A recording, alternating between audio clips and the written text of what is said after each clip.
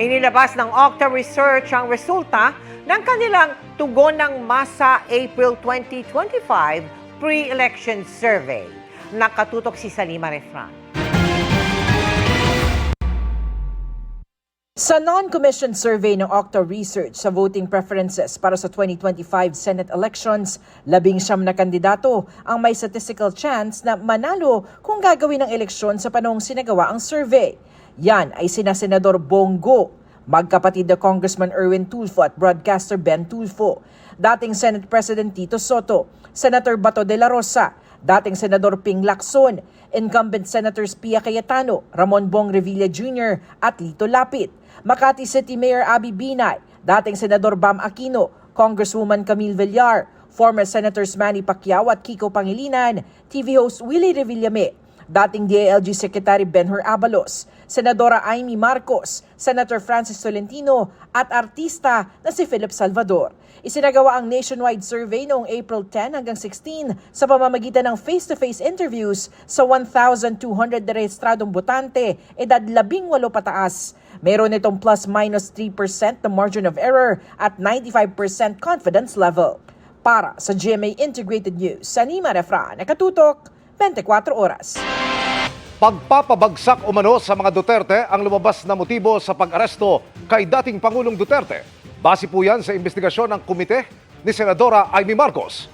Itinanggi naman ng Malacanang ang tinawag nitong opinyon ng Senadora. Nakatutok si Ivan Mayrina.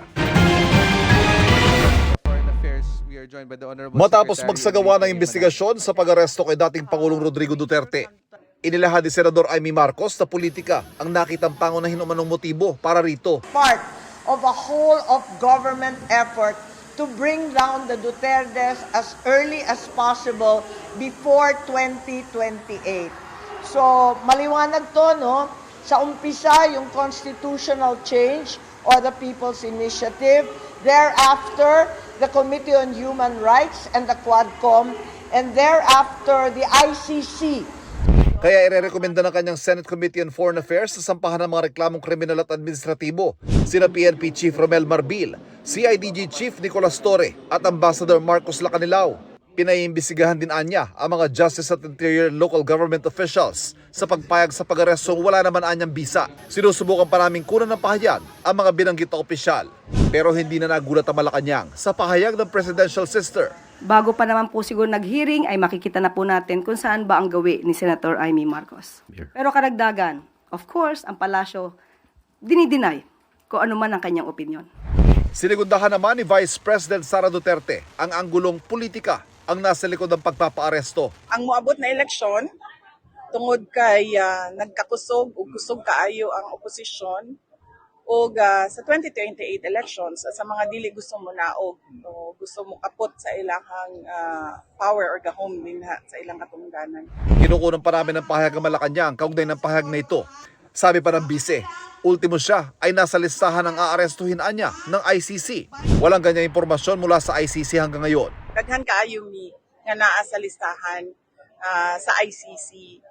Nahibaw ko ana kay pag-abot nako didto natingala ko nga nung sa sugod, pwede pa ko mabisita kada adlaw. Giundang nila pagkahuman ilahan ng gina-record ang mga ginaistoryahan namo ni Pangulong Duterte. So nasabtan ako nga nagapaminaw sila sa amo ang ginaistoryahan. Hinihingan namin ang pahayag ng ICC kaugnay nito. Nakapiit sa dating Pangulong Duterte sa ICC Detention Center bilang isang suspect. Para sa GMA Integrated News, Ivan Mayrina, nakatutok 24 oras. Nagliyab ang bahagi ng isang landfill sa Rodriguez, Rizal at lumika ng matinding usok na umaabot na ngayon sa ilang bahagi ng Quezon City. Live mula sa Rodriguez, Rizal, nakatutok si Darlene Kai. Darlene. Emil, bumuhos yung malakas na ulan kanina lang pero hindi pa rin tuluyang naapula yung sunog sa isang landfill dito sa Barangay San Isidro, Rodriguez, Rizal. Matindi yung naging uso kaya lumikas yung ilang residente papunta dito sa evacuation center ng barangay. Sa tindi ng sunog sa isang landfill sa Barangay San Isidro, Rodriguez, Rizal, tanaw ito mula sa malayo ng kumukuha ng videong ito. Alauna ng hapon kahapon pa nagsimula ang sunog sa tapunan ng basura pero hindi pa rin naaapula hanggang kanina. Ayon sa Bureau of Fire Protection Rodriguez Rizal, mabilis kumalat ang apoy at pahirapan ang pag-apula dahil maraming basura ang nasusunog. Yung pong nature po kasi nito ay ang apoy po karaniwan dahil landfill, nanggagaling po ito sa ilalim. Kaya po ang ginagawa po natin dito na isang minsang pag-apula ay humuhubay po tayo ng lupa gamit yung mga heavy equipment tulad po ng backhoe at ng bulldozer at itinatabon po natin doon sa mga area na mayroong mga apoy o mga pag-usok. Sa investigasyon, lumalabas na pahirapang apulahin ang apoy dahil sa methane, isang uri ng gas na nabuo mula sa nabubulok na basura. Ang inisyal na pagliliyab naman, isa sa posibleng mitsa ang sobrang init ng panahon. Pagka talaga masyadong mainit ang panahon, nagiging factor din ng pagkasunog ng landfill. Malaking factors po talaga na sa tayo po sa panahon ngayon ay dumaranas ng masyadong matinding init, kaya nakaka-apekto po talaga ito na nagkakaroon po tayo ng mga rubbish fires. Ngayon pa man, hindi naman po natin sinasara na doon lamang ang maging cause. Kaya po patuloy pa rin po na inimbestigahan ng BFP Rodriguez ang origin ng sunog. Bagamat hindi pa fire out o patuloy pang inaapula, idineklara na itong fire under control. Ibig sabihin, wala nang bantang kumalat o lumabas pa sa landfill. Dahil sa tindi ng sunog ay lumikas muna ang 24 na pamilyang nakatira malapit sa landfill. Naka-face mask ang ilan sa kanila habang ang iba ay nagtakip ng ilong dahil sa kapal ng usok. 87 silang nasa evacuation center muna ng Barangay San Isidro, kabilang ang ilang senior citizen, buntis at maliliit na bata.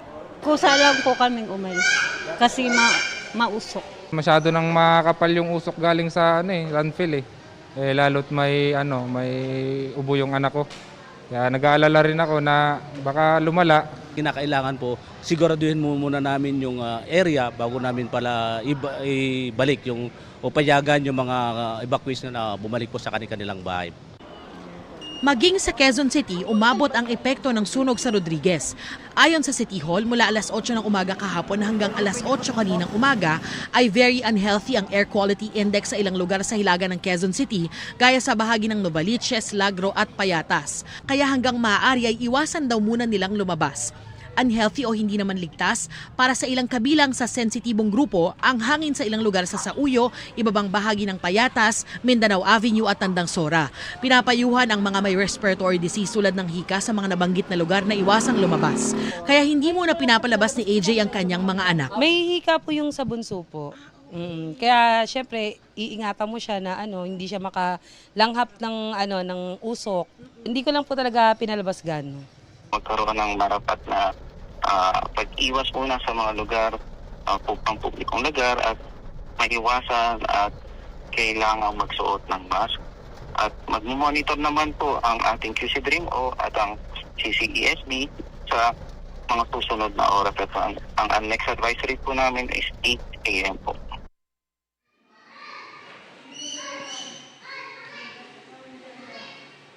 Emily, sinisika pa namin hinga ng statement o pahayag yung management ng landfill. Kanina pumunta kami roon pero hindi kami pinapasok at wala ring lumabas para magbigay ng panayam. Pero sabi naman ng BFP ay nakikipagtulungan naman daw sa kanila yung may-ari ng landfill. Samantala, naglabas ng statement yung Rodriguez LGU. Makikipag-ugnayan daw sila sa DENR para sa isang air quality testing. Pero sa ngayon, maigi raw na mag-ingat, iwasang lumabas ng bahay at kung lalabas ay magsuot ng face mask gaya ng suot ko ngayon. Yan ang latest mula rito sa Rodriguez Rizal. Balik sa iyo, Emil. Maraming salamat, Darlene Kai. Mabigat na pagsubok ang kinakaharap ngayon ng isang bata sa Quezon City. Pinapahirapan kasi siya ng bukol sa utak at talukap ng mata. Kaya nangangailangan siya ng ating tulong para sa kanyang operasyon.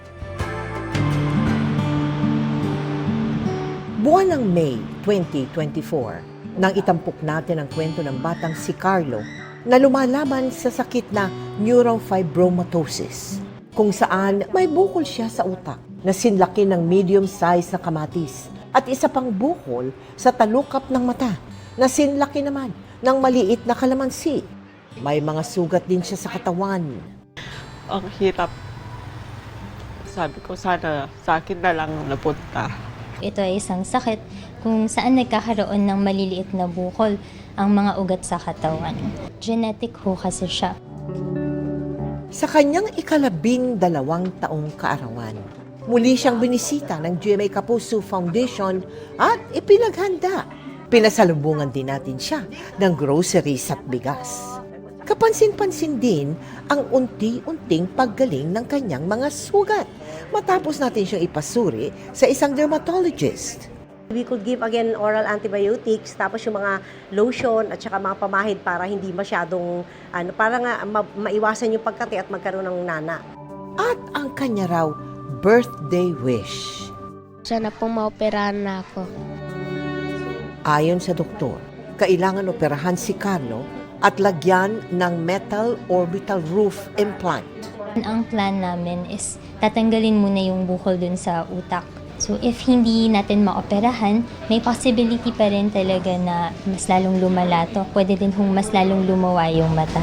So para hindi lalabas yung parte ng utak dun sa mata, kailangan namin ng implant para mapigilan po yun. Sana po'y maraming tumulong kay Carlo at maaari po ninyong ideposito ang inyong tulong sa aming mga bank account o magpadala sa Cebuana Luwalier. Pwede ring online via GCash, Shopee, Lazada at Globe Rewards.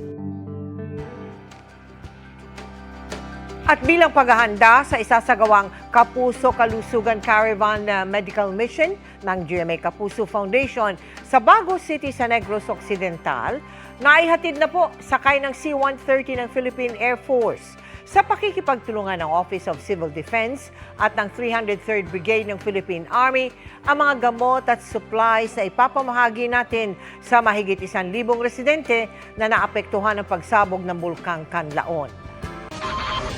Umakyat na sa 11 nasawi sa malagim na trahedya sa Vancouver, Canada, kung saan nang araro ng mga tao ang isang SUV sa gitna ng isang Filipino Street Festival. Ang ilang Pinoy na dumalo sa pagdiriwang ikinuwento ang kanilang nasaksihan. Nakatutok si Mariz Umali. Ang masaya sanang selebrasyon ng kulturang Pinoy sa Vancouver, Canada, nauwi sa malagim na trahedya matapos araruhin ng itim na SUV na minamaneho ng isang residente ng Vancouver pasado alas 8 ng gabi nitong Sabado. 11 nasawi hanggang mahigit 20 ang sugatan, edad 5 hanggang 65. Lahat sila dumadalo sa Lapu-Lapu Festival, isang pagtitipon ng mga Pinoy sa Vancouver. Ang nangyari nasaksihan ng magkaibigang Abigail Andiso at Dale Felipe. People were screaming, kids were already crying kasi siguro nakita it was very fast. Siguro yung from the revving of the car all the way to the end, ang bilis, it's like seconds, probably maybe within 30 seconds tapos na yun. Agad na raw tumawag sa 911 si Abigail para humingi ng tulong. Everyone is already on panic. So nobody's giving me like direct answer. So everyone was screaming, everyone was crying, everyone was on panic, and I said, send us an ambulance right away. I can see about 20-30 casualties. There's a lot of people on the ground already. It's like lying lifeless. There was a baby on my right side. It was a couple that was crying, oh, my baby, yung baby ko.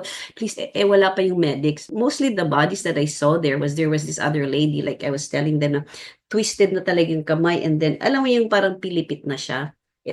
And then yung leg niya was really broken na dito. Isa rin sa mga dumalo sa Lapu-Lapu Festival si Jennifer. Tumakbo lang ako. Kasi nagwo-worry din ako baka nandun yung nanay ko sa pinangyarihan ng event na yon. So nakita ko talaga yung mga katawan nasa ilalim ng food truck, may baby, may matanda, babae, mga bata, nakita ko mga duguan. And I'm trying to help them. Ang suspect na aresto rin sa lugar. Sinampahan na siya ng 8 counts of second-degree murder pero posible pa raw madagdagan ng isasampang kaso laban sa kanya ayon sa Vancouver Police Department.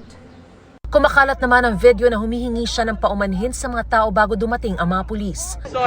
Bagamat wala pang kinukumpirmang motibo sa pananagasa, isinantabi na ng mga pulis ang terorismo. Lumalabas na may significant history of interaction with police at ng mental health problem ang suspect. Ang Department of Foreign Affairs nakikiramay sa pamilya ng mga biktima at sinigurong inaasikaso na ang kanilang pangangailangan. I think our ambassador in Canada is going or is already in Vancouver and attending to the needs of those affected. And we wish to grieve and condole with those victims, the families of the victims of yesterday's really horrific attack. Para sa GMA Integrated News, Mariz Umali nakatutok, 24 oras. Matapos nilibing si Pope Francis, sunod ng pinaghahandaan sa Vatican ang conclave, kung saan pipiliin ang susunod na Santo Papa. Bagaman ayon sa Vatican ay sa May 7 pa yan sisimulan, regular na ang congregation ng mga kardinal, kung saan posible silang magkakilala. Nakatutok si Maki Pulido. Isang eleksyong walang kandidato. Ganyan isinalarawan ni Pablo Virgilio Cardinal David sa panayam ni Vicky Morales ang mangyayaring conclave na magluluklok ng susunod na Santo Papa. Saan ka nakakita ng halalan na walang candidates, di ba? Parang, in principle, all the participants are candidates. Ganun talaga siya. So you start from scratch. Sa mahigit 200 kasalukuyang kardinal, 135 ang makikibahagi sa conclave kabilang si Cardinal David. At isa sa kanila ang posibleng hiranging bagong Santo Papa. May obligation kasi ako in conscience na kilalanin ko ang lahat ng mga kapatid na kardinal. At ang mga cardinals na eligible ay mga 135 in all. Pero sa dami nila, paano nga ba gagabayan ang sarili sa pagpili? Meron kaming a kind of website na may profile ang bawat isa sa amin. And pwede mo makita yung background ng bawat isa, anong pinag-aralan niya, anong pastoral experience niya, mga ganyan. So ngayon pa lang nag-aaral na kayo tungkol sa iba't ibang kardinal na lalahok sa conclave. Ang tawag diyan homework. Oo nga naman. Good student kayo. Oo, you just do your homework. And nobody tells us to do that, syempre. Kasi grace also builds on nature. Totoo naman, ang Diyos ang masusunod. Pero ang Diyos, ine-expect din kami as human beings na to use our intelligence na kilatisin ang mga kakayahan ng bawat, sabihin ng kandidato pero wala namang kandidato. May pagkakataon din daw silang magkakilala kapag nangyari na ang mga pre-conclave meetings. Yung pre-conclave, hindi pa yung closed doors. So ang pre-conclave, ibig sabihin, ang College of Cardinals ay nagmi-meet, nagpupulong, at nagdi-discuss. Nagkukwentuhan, may mga topics kami for discussion, mga ganyan. At opportunity rin yon para kilatisin namin ang isa't isa, makinig sa sinasabi ng bawat isa. At parang bibigyan ng bawat isa ng opportunity na magbigay ng kaunting saloobin tungkol sa direksyon na dapat tahakin ng simbahan, ano ang mga kasalukuyang hamon, anong ina-expect mo sa magiging Santo Papa, that kind of thing. Isang paraan yun para marinig mo ang anong nasa puso ng bawat isa. Kung sa pre-conclave meetings pwede pang mag-usap, oras daw na mangyari na ang mismong conclave, papasok na ang vow of secrecy. Kaya mga kardinal na dati nang nakalahok sa mga nakalipas na conclave, hindi rin maaaring magkwento sa kanilang karanasan sa mga bagong kardinal tulad ni David. Pero yung mga kardinal na nakalahok na dati, no, sa dating conclave, ano yung mga naging advice nila sa inyo? Like Cardinal Taglin, Wala. Anong advice? Like, Honestly, wala. You know why? Kasi merong absolute confidentiality. The moment na pumasok na kami sa conclave, wala nang communication. Wala nang... Hindi lang yon, among each other. Even each other, yes. Yeah. Wala nang communication kasi retreat na siya. Para sa GMA Integrated News, Maki Pulido nakatutok, 24 oras.